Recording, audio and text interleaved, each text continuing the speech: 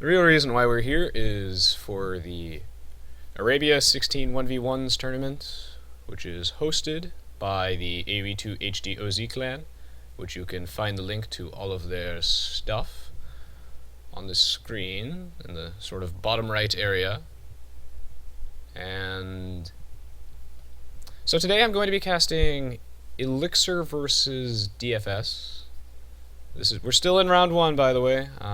There will be many more rounds. I believe this is a 4-round tournament. And these matches are supposed to be much closer than the Leve versus Winston Wobbleton matches, so definitely looking forward to this. Alright, so this is round 1, game 1 of Elixir versus DFS as part of the Arabia 16 1v1s tournament hosted by the Aoe2 HD OZ Clan. Let's jump straight into it. And yes, these are best of 3 series. Alright, first things first, this is a Huns mirror match. Cool, so something traditional. And we're seeing that... Alright, let's take a look at the map to start. That's kind of weird, we get 2 pawns in one set of trees. Pretty fast reaction speed so far from Elixir. He manages to start his sheep just a bit earlier than DFS, which is nice. Let's see, so DFS has his stone at the back. I actually kind of like DFS's map generation a bit. It's actually fairly closed off, actually significantly closed off. He could wall this, this, and he can just create, like, he can leave like a choke point open, and everything is actually relatively safe. He does have these 2 golds right here, but he can just wall these cliffs with some palisades, and this could be pretty significant, whereas Elixir actually has a very open map, I would say. Both players do have their gold at the front, but it looks like Elixir's map is, you know, as I said, very open, so I expect to see some significant aggression from Elixir, whereas DFS, if he wants to, he could go for a more defensive strategy. Both players looks like they're going for the standard 6 on sheep and then the lumber camp. Although it looks like DFS is opting to wait a little bit on his lumber camp, as he has 1 villager chopping a nearby tree. And Elixir's going straight to this. I like his decision to put the lumber camp here, although putting it at the back is also an option. Just because if he has the lumber camp here, and this is his main gold deposit, he can just put a tower right here to protect both the gold and the stone. And yeah, DFS is at the bottom of quite a significant crater, so while his map is rather closed off, Elixir has a lot of incentive to go in on this because, well, he's, you know, when he's attacking, he can just camp these hills that surround the base, and that'll be very significant. Got the standard 3 on lumber camp right now. Both players appear to be quite even, so this is good. Elixir is opting to get loom right before his boar at 11 pop, and we will see if DFS does the same. It does not look like DFS is opting for loom though. And no, he is not, so he is definitely skipping loom. And what is this villager doing? So I'm going to compare map vision between them for just a second. It appears that both players are definitely quite even in terms of scouting. And yeah, I will sign offline on Steam in just a second,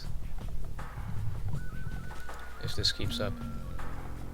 It appears that neither player is... Alright, that's it.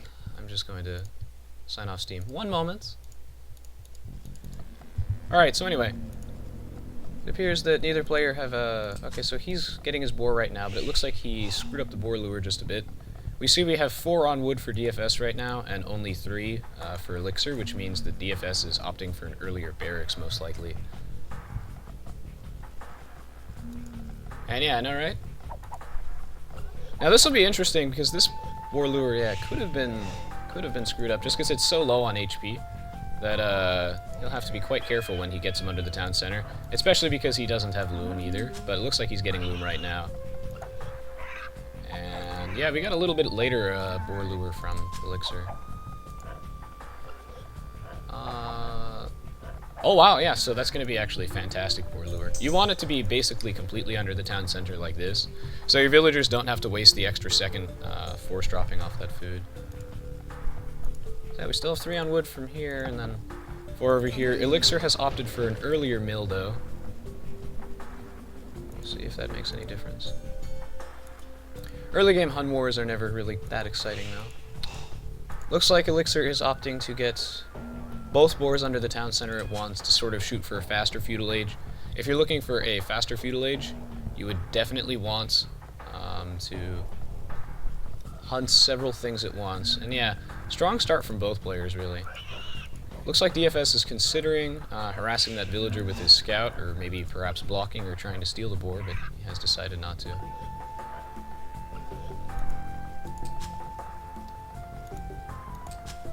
And DFS is getting the second boar right now. It's a shame that Elixir actually has a sheep decaying here with no gatherers, because that's just a teeny little bit of food wasted. Oh, this is interesting. So he's opting to put a farm down right now, which implies that he is not going for any significantly early barracks of some sort. Because if he wanted to put down his barracks, that extra 60 wood. Oh, fantastic boar lure right here from DFS as well. But yeah, putting down these farms. Oh, wow. He only has 3 on wood, let's not forget, so DFS has 4. And Elixir is just putting these villagers on farms just right off the bat, which means that he does not want an early barracks. If you look at his wood count right now, he's only got 80, whereas DFS, actually, yeah, DFX already has his barracks down, so... And it looks like DFS is going for the drush. Let's see how much he has scouted. Alright, well, DFS has found the one important thing that you want to find early, which is the enemy lumber camp. And yeah, he is opting to wall this off. I do like how he's deciding to wall sort of at the top of the hill so that when he gets attacked, he has the elevation advantage. Looks like Elixir will lose his scout here. This is huge. So not only is DFS going for a drush, let's see if Elixir saw that. I'm sure he did. Oh my goodness, so Elixir does not see the barracks, and he does not know that the drush is coming. And he has his scout down, so there's no way he's going to see this coming. Very curious to see that Elixir has opted for these 2 extra farms here, and yet he's still going for the standard 21 population, quicker feudal age for the earlier aggression. So that's very interesting decision.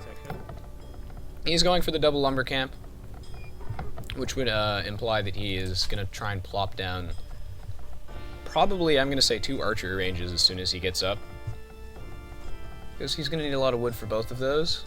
This is fine, though, because he has them both heavily saturated. And yeah, DFS has his scout and these 3 militia, and Elixir has no military units. This villager is basically as good as dead, and the rest of these lumberjacks are going to suffer some serious harass.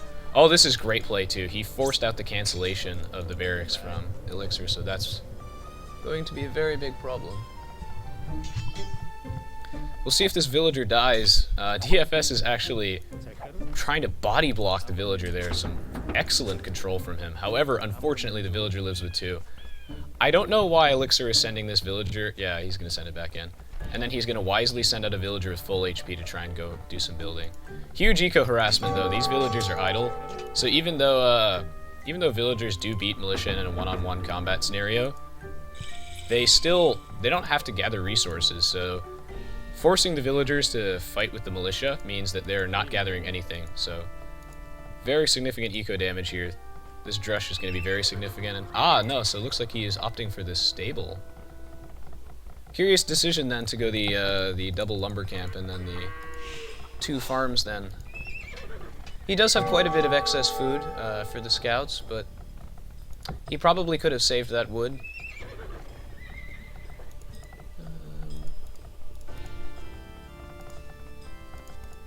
Yeah, and DFS is hunting deer as well. The reason that he's hunting deer is so that he can compensate for the missing food from his militia, so that he can still get a reasonably quick feudal time and still compete. So we're going to see scouts coming out from Elixir, and this is pretty good because he doesn't have a scout of his own. Are any villagers going to die here? This villager is definitely dead. It'll be extremely worth it for DFS if he loses like his militia here, just in exchange for a few villagers. Doing some really heavy economic damage here. And yeah, the reason why I don't like this double lumber camp that much is because he's not really putting it to that great use at the moment. It's because they're both not that heavily saturated. And he's not really using the wood for much, I guess, besides farms. Regardless, this drush has basically reached the point where now it's mostly for scouting. And we will see that DFS is almost to the feudal age, and we will see what he goes for. Well, he has definitely shown his hand already, so he is most definitely going for archers. Which is, I think, always a nice opening to do. Is he gonna go? Yeah, he's going for the double range, which is why he has so many villagers on wood right off the bat. Usually the double lumber camp implies that you're going for the double archery range, but in this case it looks like he has opted for the stable. Still very significant. These 4 scouts, though, are going to make quick work of these militia, and DFS recognizes this, and he's just trying to get his scout out of there so he can keep up map vision, because he doesn't have a stable. DFS wisely knows that Elixir does have scouts, and he's making a lot of them, so he's plopping out a spear. He's probably going to make a few more and protect his gold mine, because Elixir's just going to come down over here, and he's going to try and exploit the hill advantage and target these gold miners. Especially when Elixir finds out that DFS is going for archers, so cutting off the gold becomes very significant. I would not be surprised if DFS starts walling off this area as well. And yeah, you can tell he's going very heavy into wood with not very many villagers on food and a lot on gold. Yeah, the spear here already paying for itself as it takes out 1 scout right off the bat. The attack bonus that they have is insane. One of the great things about going scouts, though, in the feudal age, if you decide to, is that you get great scouting. So he's gonna see these lumberjacks, which are quite vulnerable, of course, but you know, DFS wisely has the spearmen patrolling here. Great play here, and these villagers do have the hill advantage on these scouts, so it'll be a little difficult to kill them.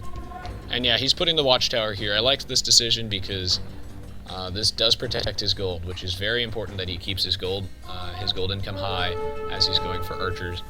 DFS is pulling his villagers off right now, which is good, and he's getting a few free shots in these scouts by garrisoning them in the town center. He's getting wheelbarrow right now because he's got 37 population, so he's got enough villagers that wheelbarrow is worth it. Usually becomes worth it around about 30 population of villagers. And Elixir is wisely transitioning out of scouts right now, because he doesn't want to hurt his castle age timing too much by sinking too much food into his scouts, so he's going to transition into archers. Alright, so this is interesting. So the blacksmith is coming out from DFS, which means that by the time his archers are ready to go, he's going to have fletching. And yeah, great control here. DFS is fully aware of what Elixir is up to, and he's using these spearmen to just zone these scouts off these lumberjacks. It's really important that he protects both his wood and his gold, and he's doing a great job at that. The nice part about having these scouts here, though, is that he is keeping DFS bottled in his base, which means that Elixir can basically do whatever and not really invest in many static defenses. I do really like, though, how DFS is handling this, because he is slowly gathering quite a bit of a score advantage, and I'm sure he has more archers than Elixir, so let's go check that out. Oh, Elixir is opting for skirmishers. Oh yeah, because he has nothing on gold. So the fact that Elixir has quite a few skirmishers, his scouts are going to walk right by these archers in just a second, yeah. And he's going to be able to deal with these archers very easily with the skirmishers, and he has the hill advantage on top as well. This is very bad for DFS if he loses these. Ooh my, yeah, and Elixir is pulling his scouts back to try and cut off these archers. This is very bad for DFS. He might have fletching, so the tech advantage is quite significant here. The skirmishers will be a lot less effective because of the fletching, but he just lost most of his archers, and at this point it's, you know, losing 5 archers like that can be devastating. He's trying to quickly wall this off before the scouts get back in, and it looks like he is going to successfully delay this attack by just a little bit. The decision to go skirmishers here is great. Alright, so yeah, now it looks like he's going into archers, because again, skirmishers still do cost food. Oh, this is interesting. So he is going for some stone. Like I said, he might consider putting a tower here, or he might even put a forward on DFS and try to contain him. DFS had the advantage, but losing those archers has allowed Elixir to take the lead again. Very interesting match so far. And yeah, that spearman just died in one shot due to the hill advantage that these skirmishers have.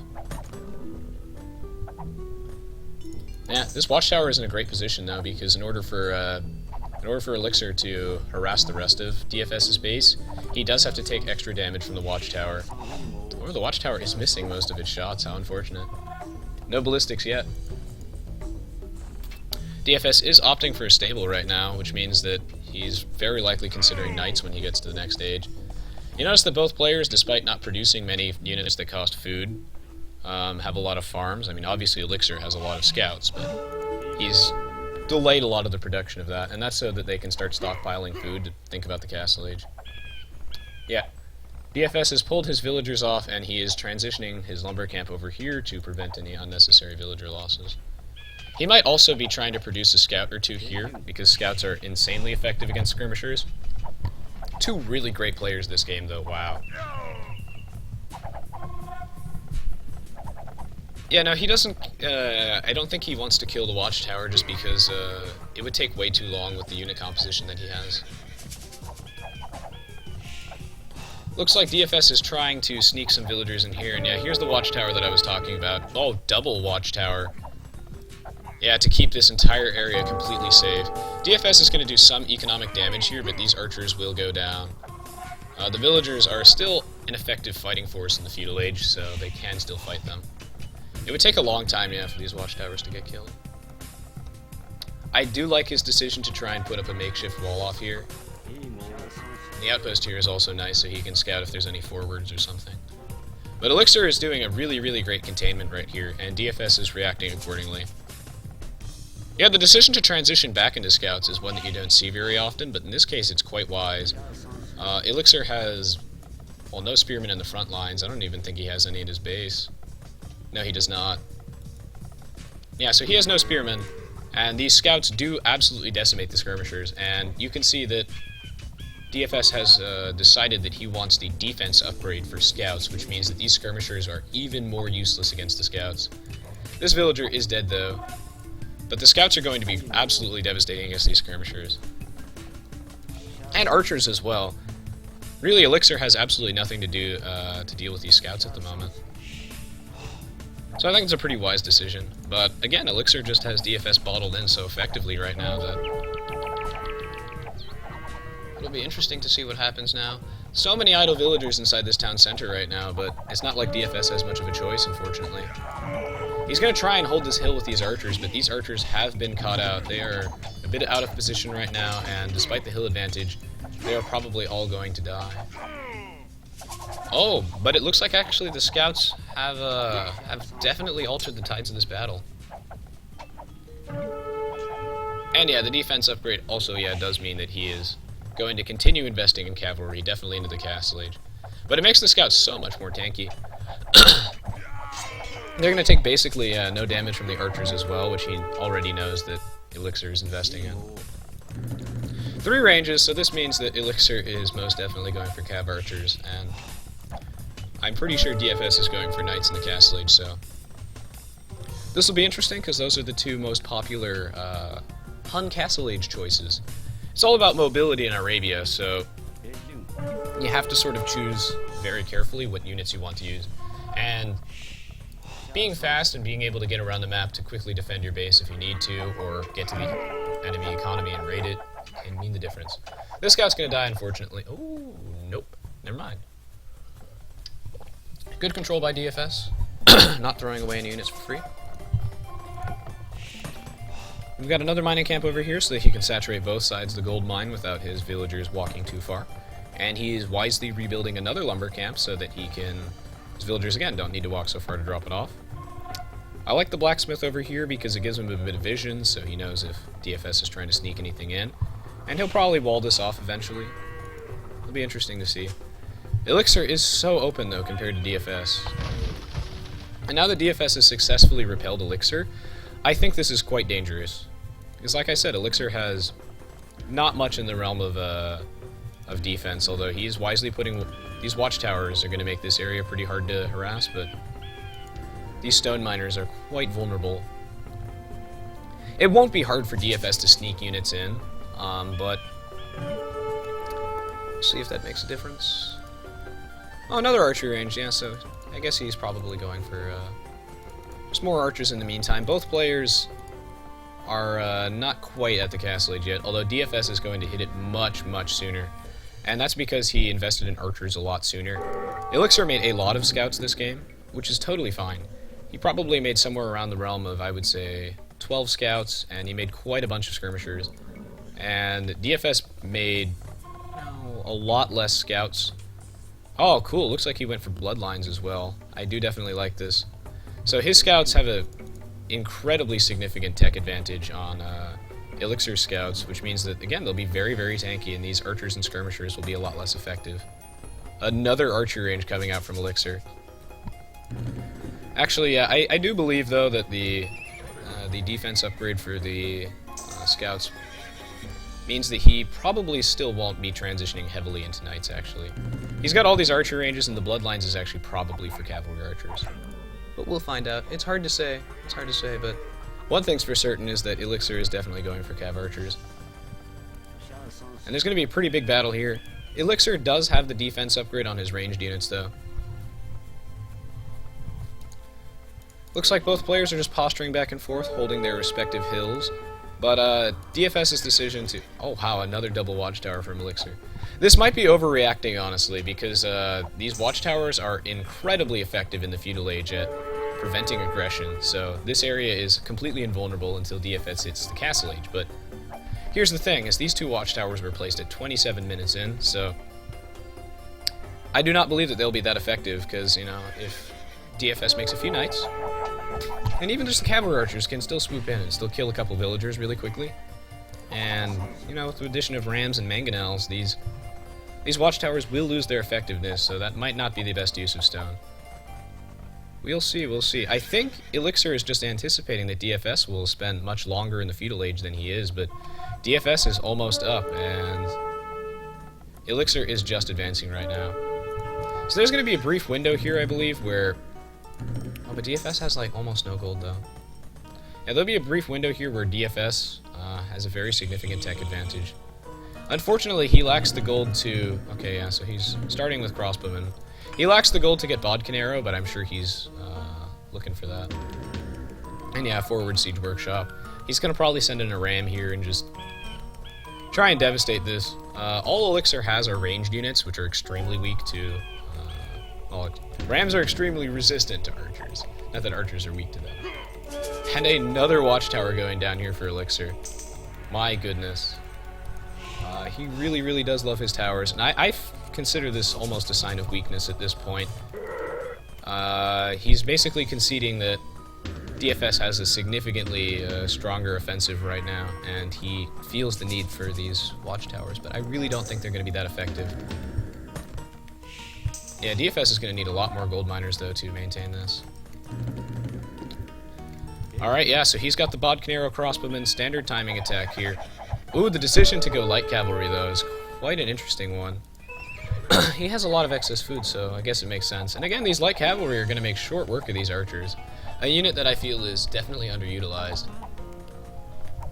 And yeah, this stone could be used, you know, when he gets the castle age for a quick castle, which would defend this area and make it even harder for DFS to push in. So I think that could be good, and he could use that stone for town centers as well. And yeah, it takes a long time to mine, so I'm not sure that's the most efficient use of it, but regardless, it does make this area very, very hard for DFS to push into, and it is delaying him long enough that Elixir is almost to the castle age, and yeah, there he is right now. And yeah, he stonewalled this like I thought he would. Market is pretty cool. He's going to use that to swap around his resources a bit. I think the light cavalry decision here is actually quite interesting, and I do like it, because, again, he's got nothing really to deal with these light cavalry.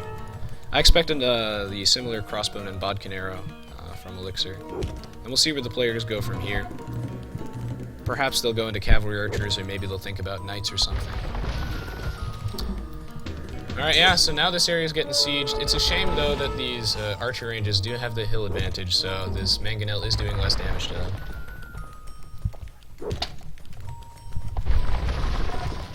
And we've got the defensive siege workshop going on over here. This does mean, though, that the mangonels don't have to walk that far to go defend. But I may have built it a little closer. It's hard to say. Elixir is using the split formation to ensure that he takes minimal damage from these mangonel AoE, and he's getting a few free hits in this mangonel. He might even be able to destroy it. Oh wow, very significant. So with absolutely no significant losses, Elixir takes out the mangonel, which is, well, a very, very costly unit. He just saw that, you know, he had the hill advantage right there, and that with the staggered formation, he was really not going to take much AoE damage from that. What an incredible match so far, though. Both players are very good, even skill. I like the decision to get the second level defense upgrade on these light cavalry to basically guarantee that these crossbowmen don't do much damage to them at all. Watchtowers as well. We got more mangonels coming out. And I do like this decision to go raid and scout with the light cavalry. This is going to be a very, very vulnerable lumber camp, and this one spearman ain't going to do squat against these light cavalry that have way more upgrades. So it's a little too late to think about spearmen with no upgrades. These light cavalry are going to make short work of these villagers. And like I said, you know, these watchtowers are amazing at deterring aggression in the earlier stages of the game, around the feudal age, but in the castle age, they lose a lot of their effectiveness. Units like light cavalry, cavalry archers, knights, and whatnot just make them a lot less effective. Units get much tankier, whereas you know, the Huns don't even get access to guard towers, so it's not like they can keep it even. Elixir is going into cav archers, this makes sense, but these light cavalry are quite resilient. It looks like he's moving up to take this hill. This is quite interesting that both players have decided to bypass each other's army. Oh, these light cavalry are dead now. Bypass each other's army and just go in. We will see which player has the better defense in this situation. Yeah, we've got a few knights coming out from DFS now. I like that. Now that he's got a ton of gold, he can totally afford to do that. And yeah, it looks like he's going to be prioritizing knights. The knights here are going to be devastating beyond, you know, they're just going to be incredibly devastating because these are all ranged units, and the mangonel has minimum range, and the knights are just going to make short work of them. Yeah, look right here, the light cavalry making short work of these villagers, causing lots of mayhem. Sure, the spearmen are annoying, but again, you know, there's a lot of villagers that are dying over here, and these watchtowers I do not believe are paying for themselves. Looks like Elixir has opted to pull back most of his guys, and the blacksmith is down for Elixir.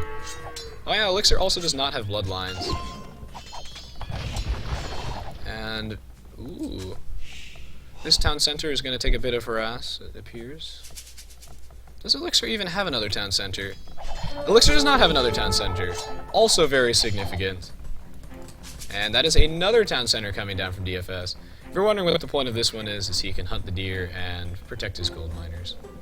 Town centers are basically to protect the villagers nearby. I mean, they serve many purposes, of course, but they're supposed to protect the villagers nearby in the event of a raid like this with the cavalry archers right here. It's going to do quite a bit of damage, but you know, DFS has pretty significant tech advantage. I would like to see Elixir working on bloodlines, but I'm sure he'll get it very soon. And I think the eco advantage here is going to get, the gap is only going to widen and widen as DFS has 3 TCs coming down. Well, he's got 3 TCs now, whereas Elixir only has 1. This raiding, though, from him is very, very smart and is doing a ton of damage. If he swings over to the left here, he can take out a lot more of these villagers.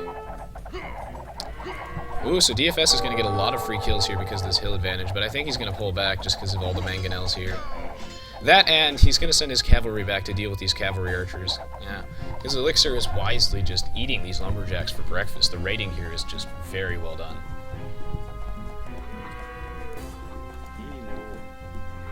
Oh my. Yeah, and we've got bloodlines from Elixir now, so his cavalry archers are very, very tanky. Ooh, is that villager going to die? Not quite. But this is great, though, because now he has surrounded these cavalry archers and forced them to leave.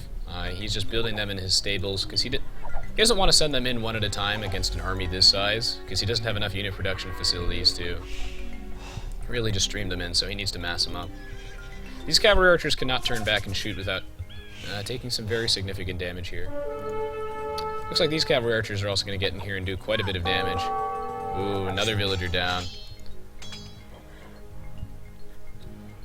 Oh my, DFS is taking a lot of eco damage, and now it looks like the shoe is on the other foot. DFS was containing Elixir for a bit, and DFS was being contained before that, and now DFS is getting contained again. Cavalry archers showing why they're one of the more prominent units in Arabia Hun Wars because of their mobility. Their ability to raid while being ranged and tanky is nothing to sneeze at, and they are not expensive on the Huns, whereas most civilizations cannot really afford to invest in that. Alright, so we've got 2 town centers plopping down here now. DFS does have a stronger, he has more villagers, basically. I was going to say stronger economy, but a lot of his villagers are constantly garrisoned. So DFS does have more villagers, but they're just constantly being harassed, and Elixir is probably going to catch up here. Still using these knights and whatnot to chase down these cavalry archers. Not sure about that decision. Perhaps he could just do some more raiding instead. Hard to say, hard to say. Now these cavalry archers really just don't take much damage. Looks like he is going to pull back now, though. And the cavalry are pouring in. These are actually fully upgraded for the Castle Age. So he's going to do a lot of damage here. And yeah, he's going to wisely go back to this lumber camp like I was just saying. Very, very, very vulnerable. And these spearmen with no upgrades are going to do absolutely diddly squat. There's going to be a lot of casualties over here on the economy side. Looks like Elixir is going to actually destroy the siege workshop, though. And I think that is DFS's only siege workshop, so we'll see if he replaces that. Huge economic damage here, and he's forcing these cavalry archers to come back. DFS should pull back now, though, and get out of dodge before he loses a lot of unnecessary guys, but it looks like he is going to lose a lot of unnecessary guys. He should really pull this army back. Oh my, yeah, I'm not sure about going this way, although I guess he could evacuate this way. That works, too. His siege workshop is down. I like that he is sending his knights in to make short work of these mangonels, to dive in there. This is such a close match, my goodness. Yeah, when your opponent is trying to send mangonels at you, you can take them out with your knights and just run past the mass ranged units and just go in. Oh, an outpost, huh? Got some rams over here, which means that Elixir is definitely opting for a push soon. This will be quite interesting. Is he going to replace that siege workshop? He really should replace that siege workshop. He's going to need mangonels for those mass crossbowmen. Because if you get enough crossbowmen and enough cavalry archers, you can even deal with knights. Well, knights do decimate cavalry archers in smaller groups, but when you get enough of them, you can almost, 1 or 2 shot the knights even. But that's why he's got bloodlines and the max defense upgrades to make that a little harder. Well, this is interesting. DFS could swing in here actually and just take out the market. Ah, yeah, so there's the new siege workshop, but it looks like he's going to move it back a bit. Or not. Okay. This is going to be a devastating attack. Look how slow the rams are. I think, yeah, DFS is looking to surround these troops right here, and yeah, he's holding that hill.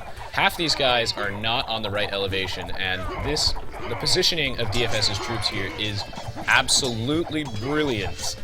He has flanked Elixir's guys, forced them onto the low ground, and is getting so many free hits here. He's forcing Elixir to split his fire between these two groups, and this army is going to get routed. Amazing control by DFS. He knows that this cliff goes right to the edge where the elevation starts to dip. He blocks this area with his crossbowmen, sweeps in from behind with his horses, and it just goes to show that the use of your troops can make the difference. Wow. Elixir, though, he still has a ton of guys left, but he is zoning DFS off his wood, and you can really tell that it's hurting his economy right now. Oh my, Elixir is going to do some huge economic damage to DFS. So while Elixir did lose a very significant battle, DFS is still sort of on the back foot here. It's hard to tell from the scores. It appears that DFS is on top, but Elixir still does have a slight army advantage, and the rating from him is just making a very, very big difference. He's going to slip out this way. Although I think, oh yeah, DFS is going to finally close that gap, and there's going to be quite a few cavalry archer casualties right here. Brilliant, brilliant play from both teams right now. Looks like this knight is a free knight. Hard to say. And see, it's so tempting to walk into the low ground to fight these cavalry archers right here, but I sure would not. Well, cavalry archers do own crossbowmen in a one-on-one fight. But crossbowmen are much cheaper, so... Yeah, he's going to take a lot of casualties here, or at least a lot of damage. Great decision to ring the town bell right here. Well, not ring the town bell. Garrison these villagers and get a lot of free hits on them while chasing them with the knights. Lots of free damage. These crossbowmen are unfortunately being thrown away, and yeah, I think Elixir has a lot more troops. So we've got... Alright, we finally have a market coming out from DFS so he can adjust his eco a bit. Looks like both players are still only on 3 town centers. Yeah, both players are still on 3 town centers. And Elixir is once again going for the push. DFS might have the elevation advantage here, but these cavalry archers are just much stronger than the crossbowmen. And no mangonels, it looks like. The push is coming in. Oh, no, we have another town center from DFS, so now he has one more. Yeah, DFS is rich. He's got a lot of gold. This is always a fun thing to see in a pro game, is when on these big open maps like Arabia, expert players will like to put mining camps basically in the middle of nowhere, mining some obscure gold that, you know, no one would think to harass because no one's going to scout that. Like, yeah, DFS has no idea that there is a mining camp here. Although he could see the dead wolf, but again, it doesn't necessarily mean anything. So that gold is basically, the gold up here is basically untouchable at the moment. Unless DFS just stumbles upon it, but it'll probably be gone by then. Looks like he's going to take out this town center. Probably a wise decision since it's in the middle of nowhere and hard to defend. It's hard to tell from the scores, but I think DFS is in a bit of trouble right now. He has a ton of knights, that's for sure. Actually, he'll be able to go to the Imperial Age soon, whereas Elixir is a bit behind on that. Yeah, Elixir has higher population, as you just saw there for a minute. He's got about 20 more pop. Quite significant. And that's all cavalry archers, so even though Elixir threw away a bunch of troops, he does have a bit of an army advantage. Although it does look like his cavalry archers are in a sort of compromising position right here. The knights are charging down this hill, and cavalry archer is going to take a lot of free fire from that town center, except it looks like he's actually going to abandon it. Ooh, forward castle right here. I love the decision to do the forward castle. You gotta keep DFS contained. He's doing a great job of it. This town center is absolutely dead, and I'm not sure about the decision to put one this close. This is really cool too, because he's put his cavalry archers in a location where it's very difficult for the knights to attack them. The knights will have, you know, a lot of difficulty maneuvering around there. When you've got a bunch of ranged units, you want to sort of clump them up, unless you're against a mangonel or scorpion or something. You want to clump them up and put them in like a narrow passageway so that melee units can't attack them from all sides. So great play from Elixir there with his positioning. Yeah, and DFS is slowly losing that score advantage that he had so long. I'm not sure about this decision to repair that. That town center is absolutely dead. Got 2 siege workshops here. Sure, they're at the bottom of a hill, but this will allow him to dump rams into DFS's base with basically no difficulty. And he can't touch these rams because these cavalry archers are there and they can just abuse the terrain to just get a lot of free hits. This town center is as good as dead. I like the decision of Elixir to plop down some outposts, though. Yeah, DFS was almost ready to get to the Castle Age, but, I mean, sorry, the Imperial Age, but he's had to invest... He's had to change his mind about that and invest a lot more in knights. And the push is coming. The army advantage from Elixir might make the difference here. Alright, this is really funny. Elixir's trying to wall this off, and all these villagers are actually going to die. Yeah, he saw this town center with the outpost, right? As you can tell. So, he saw the town center, and he just wants to wall that off so these villagers can't escape. Kind of gimmicky, but funny nonetheless. Always good to see some weird strategies. Yeah, who will win this game? So many rams. So many rams. Alright, so it looks like DFS has finally made it to the Imperial Age. His economy is just better suited for that because he's got way more farms and gold miners compared to Elixir. Because Elixir, again, is opting for all these units that don't cost food. So I think DFS is going to get Cavalier right now. Ah, yes. And the level 3 defense upgrade? He might do that. Oh, we've got the Crazy Seizure Rave Battering Rams right here. Party hard. Oh my. So yeah, he is going for that level 3 defense upgrade. We will see. Is his defense strong enough? Okay, well, all these villagers are screwed though, unfortunately. DFS is going to take a huge economic blow here, but I'm sure he'll be able, once he gets the Cavalier, which almost does, and the plate barding armor, he's going to go in and he is going to show Elixir who's the boss. Elixir is wisely putting down a ton of barracks so he can get out these pikemen, but the pikemen got no upgrades, so that's not going to be too significant yet. Let the massacre commence. The Cavaliers have arrived. The level 3 defense upgrade is almost there. He's repairing the blacksmith. Oh yeah, because if he lost the blacksmith before he got plate barding armor, that would be tragic. The castle fire here, though, is going to do a lot of damage to these Cavaliers. So he should pull them back if he can. He should probably pull them back. Okay, he's pulling them back. Whew. Good on you, DFS. Get in that score advantage. Yeah, he does have quite the score advantage. And the upgrade advantage. These are some tanky horses right now. Oh, so many lumberjacks. Anyway, yeah, these are super duper tanky horses right now. And now Elixir is going to have to react to this. I think Elixir has so many guys, though, that despite the fact that DFS has superior technology by an incredible amount, and really the superior unit choice in this case, just because the Cavaliers just devastate almost everything that Elixir has. The pikemen are becoming relevant slowly because of these upgrades, but I don't think DFS has enough guys to make this happen. Yeah, I would not have fought right here, actually. Just because he's going to lose all these Cavaliers. My. He's going to need a lot more if he wants to man mode his way in and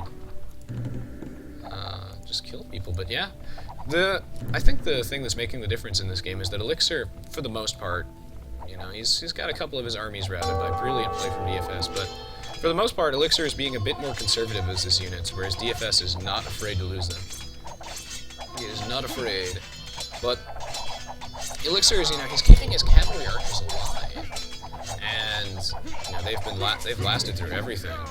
Skirmisher choice here, by the way, is brilliant. They're cheap, they don't really cost anything at all, and they do a lot of damage to those cavalry archers. But yeah, he's been keeping his cavalry archers alive, and in the long run, he's spending a lot less in the terms of resources. Cavalry archers here are going to do some hilariously effective raiding. Great minds think alike, right? So DFS is like, oh, well, I think I'm gonna go mine this gold mine in the middle of nowhere. Wait a minute, you son of a bitch. Beat me to it. That's pretty funny. So since Elixir is not in the Imperial Age yet, DFS has access to the most powerful Imperial Age unit ever, in terms of sieging, basically. Having a trebuchet when your opponent does not is brutal. This castle is in a bit of trouble. But yeah, look at all these units being lost for no reason. No.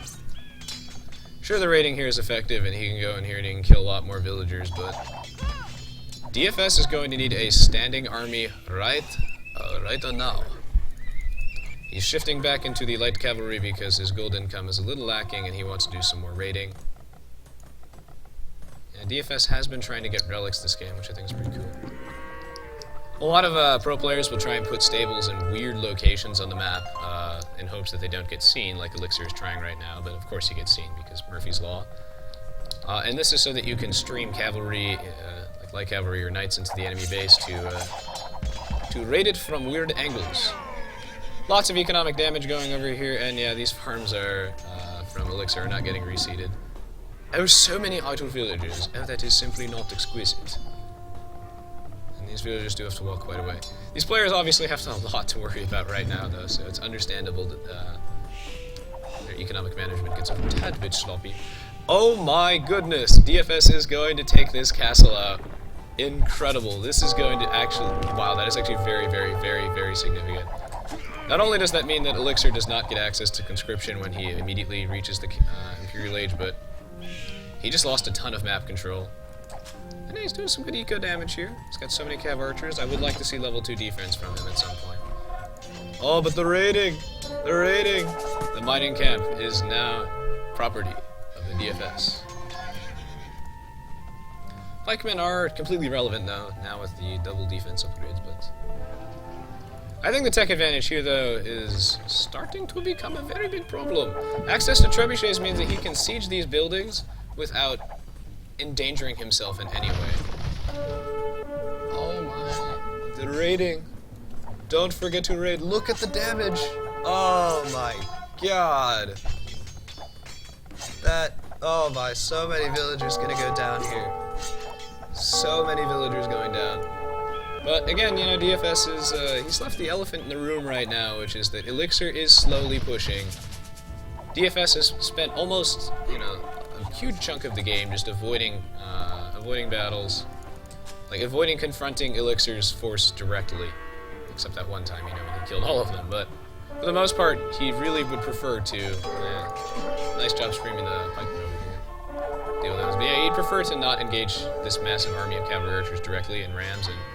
Oh my god, seizure rams. These are always great. Just keep them like that. Ton of raiding going on here. It looks like he's putting down a defensive castle to protect his farms. I do really like that. The raiding is going to be a lot less effective now with the pikemen stationed here, but look at all these idle villagers. That is a big problem. I know he doesn't need the food, but he sure as heck does if he wants to get to the next stage this year, and he's nowhere near it. It's amazing how well Elixir is competing though with someone who's got access to the Imperial Age. Yeah, all these idle villagers are like no farms. I know he's got the castle here to protect the farms and to protect this wood from getting raided, but there's not much to protect here, I suppose. Well, the elephant in the room is still here. This army. In order for DFS to seize this game, because it's still really close right now, he is going to have to take this army out. Skirmishers have the hill advantage here, though. That's pretty significant. He's going to do a lot of damage to these cavalry archers for relatively no cost. So I do like how he's got a bunch of these ranges out, and he's just going to pump out some elite skirms. Ton of rams here. Elixir is defending this quite nicely with his pikemen, though, but man, the eco damage of DFS's raiding may have just turned the game. Elixir may have been slightly behind in score for a lot of the game, but you know, his army advantage has been huge, but now that his eco is in complete shambles, you can see he's finally working on getting his farms back up. But yeah, now that his economy is complete shambles, he is not going to be able to reinforce this army. And this is when DFS starts to actually take significant lead. Look at this trebuchet being an asshole.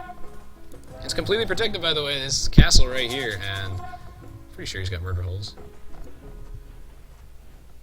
Actually, do either player have a university? Okay, I guess he doesn't have murder holes, but not that he needs it. But Elixir should have a university for the ballistics. Yeah, he does. There's cavalry archers. Good, good. Throw away the cavalry archers. Good. Yes, feed the castle. Castle hungry. Castle want more. Ah, so he just lost 6 cav archers for no reason. Send the rams in first. And you don't need to send the cavalry archers at all unless the cavaliers and whatnot are coming. That's kind of interesting. It looks like DFS has opted back into cavalry archers after delaying for so long. But, okay, yeah, this isn't going to work at all. And Elixir recognizes that. Yeah, it's kind of interesting, but he does have a tech advantage. It'd be nice if Elixir really invested in that second upgrade to the defense. I would say that what's changing the game right now in DFS's favor is that Elixir, I guess he really neglected the food side of his economy for so long that, I mean, the amount of time that DFS has been in the Imperial Age compared to Elixir is, well, very significant. He's got all the food here, he doesn't have the gold. And even more raiding. Not going to be that effective, though, because he's got pikemen stationed to guard these farms. Very smart play from Elixir. Yeah, it looks like DFS is finally going to have to take out these cav archers, but they're kind of weak right now. They're low on health, and well, the tech advantage here, that's going to make the difference, I think. This army will not be effective anymore. He has so many rams, and he can't do squat with them. Perhaps he should have saved that food and gold and just tried to go to the Imperial Age and siege with trebuchets instead. Might have been better. Because these rams aren't going to be that useful, especially when we know that DFS has been focusing primarily on getting out these melee cavalry units, which do make short work of those rams. DFS's base defense, haven't talked that much about it, is, you know, exceptional, of course. Castles are in great positions, and yeah, like even this one sort of protects this area. That rating's not going to be that effective. I do like how, though, that DFS is greedily trying to snag some relics. There's so much going on, it's always hard to keep track of, right? Yeah, we've got the Techno-Rams over here. Good lord. That's always funny. Aoe2 HD has got a bunch of beautiful bugs in it. Although I believe that one is in the original. Like I always say, you know, Aoe2 HD would be way too good if it wasn't riddled with bugs. Making a game that good would be illegal. And these, the rating stables aren't going to be that much effective anymore, but you know, tech advantage here is huge. Techno-Rams are going to get, yeah. They are going to get absolutely decimated. DFS is going to drop the base all over these guys, and these are all dead rams, and that is burning money. Was it worth it to send in these 7 pounds of shredded wheat to take out that one siege workshop? I don't think so. I believe those are all dead rams. All the shredded wheat, no. All the delicious heart disease preventing cereal, all dead. I think it's a good thing that they died, though, before they collapsed from a seizure or something.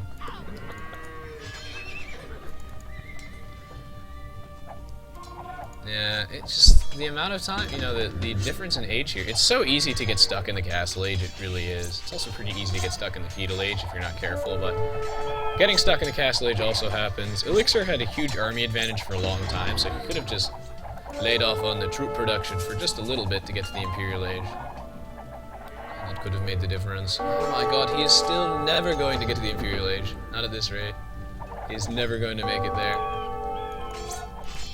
And it's only getting worse over time. DFS is getting more and more of these technologies, and well, Elixir's just got like very few blacksmith upgrades. Okay, he finally has level 2 defense. But I do believe that his light cavalry have nothing. The Disco Cereal Rams are coming back in, though, to feed the hungry neighborhood DFS, it looks like. Rating being as annoying as ever. Despite the pikemen, this is still somewhat effective, as long as he figures out where there aren't a lot of pikemen stationed. Like over there, he can do a lot of damage. Alright, looks like our Disco Shredded Wheat friend is going to die for the cause of freedom and liberty. For absolutely no reason. That is a lot of gold and wood, though. Looks like DFS is going in. I expect to see Cap Ram from him as soon as he gets 300 food. Any Cap Ram? Cap Rams? Cap Ram? There's our Cap Ram. And I believe this is the killing blow to Elixir. He's being raided non-stop. His economy is in shambles, and the tech advantage is the deciding factor here. It is, yeah, this game is basically over. He just got trapped in the Castle Age, and, you know, it's tough. It really is. But sometimes you have to take a risk and hold off troop production for just a little bit, and I guess Elixir didn't have that much of an opportunity for that. But yeah, sometimes you just have to use your market or something to just get to the Imperial Age. Lacking trebuchets is devastating, and getting things, you know, like Bracer, that extra 1 range, is huge. Extra defense and Cavalier and whatnot. Very, very big. It's very cool to see light cavalry use this game. Sort of underutilized, but a great rating unit. And yes, that is GG there. Elixir does call it quits, and DFS does take game 1. Incredible match from both players. A very, very close match, but the lack of Imperial Age from Elixir was the deciding factor here.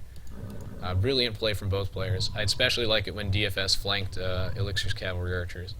And Elixir's rating has been exceptional as well. It's a great game from both players. Let us check out the achievements. Yeah, it looks like DFS was a bit more efficient with his troops in the end, despite what I said about Elixir not losing a lot of his army. He definitely lost a lot of it later on. And a lot of it was villagers, actually, due to the raiding. Elixir, yeah, he did still have the military advantage for almost the entire game, if not the entire game. He always had a larger army, but and that really did matter. Except DFS just chose to never engage it, making that army a lot less effective. He just decided to go raid Elixir, keep Elixir from really abusing the fact he had an army advantage, force him to pull back, and yeah, change the game absolutely. This makes sense because Elixir was going for more archer siege build. Makes sense going for cavalry and whatnot. Oh yeah, so this is basically the deciding thing right here. No Imperial Age, which means he gets all these beautiful, delicious, game-changing technologies and access to trebuchets and whatnot. So that was very, very, very significant. This did not make a single difference at all, but fun nonetheless. Both players did manage to keep up a great economy, but Elixir lost a ton of villagers. They both lost a ton of villagers that game, though. Both players exceptional economies. And yeah, as you can tell from the timeline, extremely close game. And very well played from both players. What a pleasure to have gotten the chance to commentate this game. And as usual, this is from the Arabia 16 1v1 tournament, which is hosted by the Aoe2 HD OZ Clan, which you can find the link to all of their stuff in the bottom right corner of the screen. And this video, if you're tuning in now, will be uploaded to their YouTube channel, and a few days after that will be uploaded to my personal YouTube channel, which you can find in the top right. If you've enjoyed watching the stream so far, I stream regularly on my own Twitch TV channel. The URL is not on the screen, but you can find it on my YouTube page. So anyway, this is game 1. I'm going to go update the scores now. Thank you so much for watching, guys. But we are not done yet. Who's going to win the series?